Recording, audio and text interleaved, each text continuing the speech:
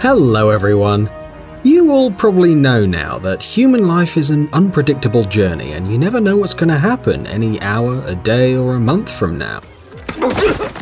Your future can be, of course, full of nice surprises, but what if it's not? What if today you end up in the middle of a massacre in the street? What if you're attacked by a pack of street dogs on the way to the supermarket? What if a terrorist decides to take you as a hostage? Calm down, don't cry and don't panic. This is just a reminder that you have to always be ready. That is exactly the reason why today we're going to show you some working tricks to survive in different extreme life situations. And you might thank us someday if you survive, of course. So, here are 10 useful bits of advice to survive in life. Let's get it on. Phone. We're sure that you can't spend a day without using this multifunctional and practical device. We have it with us everywhere, on trips, at school or at uni, under the pillow and in the bed, and even when we're on the loo. That last one because everyone's tired of reading the ingredients of air fresheners. So, to the point, your mobile phone will be useless in an extreme situation, at least if you use it as you normally do. If you're in the middle of a forest or in a basement somewhere, forget about calling or texting. Nevertheless, your phone can help you in an unpleasant situation, but you'll have to take it to pieces.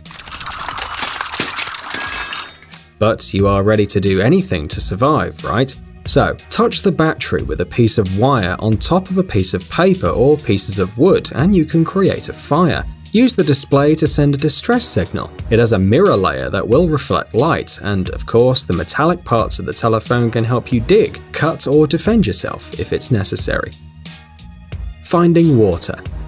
It is general knowledge that you can survive without food for several days, but you will be a corpse pretty quickly if you don't have water with you. If you're in the forest, you may find a pond, a river, or another source of this precious liquid. But what can you do if you're in the desert? Fortunately, from ancient times, people have used different methods to find water, even in places where it seems to be impossible. To do this, you need a plastic layer, so a plastic bag will do, a container like a mug or a plastic cup, and several stones. First, you have to dig a 1.5 foot deep hole in the ground and put the cup in the bottom. Done? Good. Your handmade water source isn't ready yet, but you're almost there. Now the most important part. Close the hole with the plastic, putting the rocks in the borders and one stone in the center.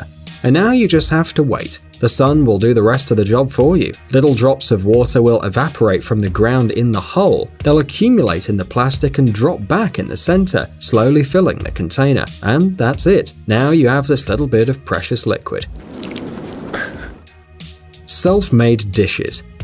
Usually, tourists and travelers pack their backpacks to the maximum, but even then, sometimes you don't have the things you need with you. For example, a plate, a spoon, or a pot. So if you forget to bring such items with you, but you still want to eat, worry not. We are going to show you some easy tricks to use in this kind of situation. For example, you can make your own pot using a can of soda or something similar. All you need to do is place the can horizontally and cut a hole in it. Take your time and cut a proper hole, or you can ruin your chances to have a normal dinner. Anyway, even if you don't have a can, there are other options. You can make some dishes using a smooth-leaved elm, a material that can take a different form easily, for example, the form of a plate. And if you have a plastic bottle with you, then you basically have a spoon with you too.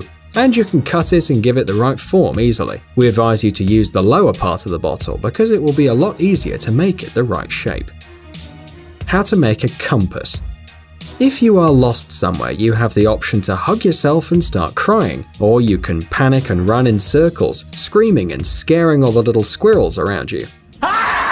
But you better stop. We think this is not the best thing to do in such a situation. It'll be better to understand where you are and where to go. Even if you don't have a compass with you, you can make one on your own. It's not so difficult to make one of these if you have a steel needle or wire and some container with water. You have to magnetize the needle, rubbing it against your hair. Then place it on a piece of paper and put it in the water. And then it's time for magic. The needle will spin around and then stop, and the magnetized end will point to the north. And if you don't want to rub the pointy needle against your hair, then heat the end of the needle. It'll demagnetize and show you where the south is.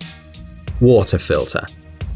So, imagine that the compass wasn't of use and you're still in the forest, tired of screaming the hell out of you. It'll be great to drink some water, right? But don't run to the first pond you find in your path. Well, you can run to it, but you shouldn't drink its water. If you don't want to add an infection to the problems you already have, then you should use some of the things you probably have with you and make your own water filter. For example, you can use some gauze and a plastic bottle. You just have to collect some water and place the gauze in the top of the bottle, holding it firmly in place. Now turn the bottle upside down and don't forget to use another container to collect the clean water. If you don't have any gauze, you can use a cotton wad or some cotton wool. And if you don't find one of them, then any piece of cloth will do. You just have to roll it up and place it in the container with the filthy water. At the same time, place the other end in another container. Now place the first container on top of the second one, and weirdly enough, after some time you will have a little bit of clean water. Physics is a great helper, right? Gas mask made from a bra.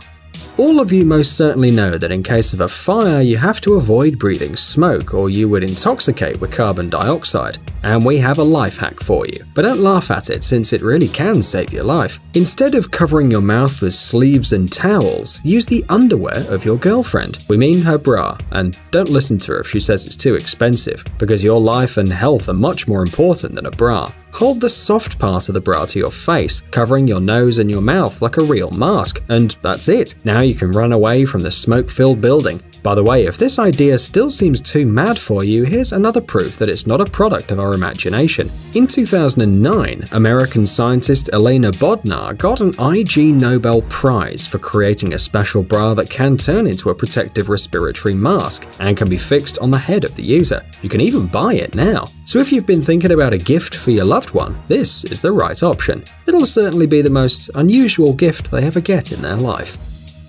Making fire with a battery.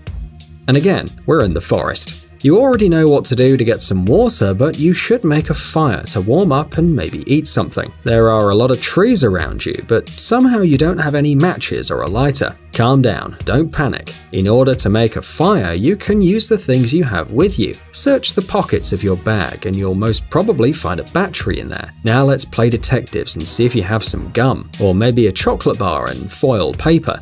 Okay, that was the easy part. Now rip off a strip of aluminium paper a little longer than the battery and fold it so that the middle part is the narrowest. Also, don't forget to find some dry moss, cotton wool, or any flammable material. Now hold one end of the foil paper to one end of the battery and the other end to the other. Then approach the moss to the thin part of the aluminium paper. Bang! You made fire. Congratulations, now you won't get cold at night. How to survive in a crowd.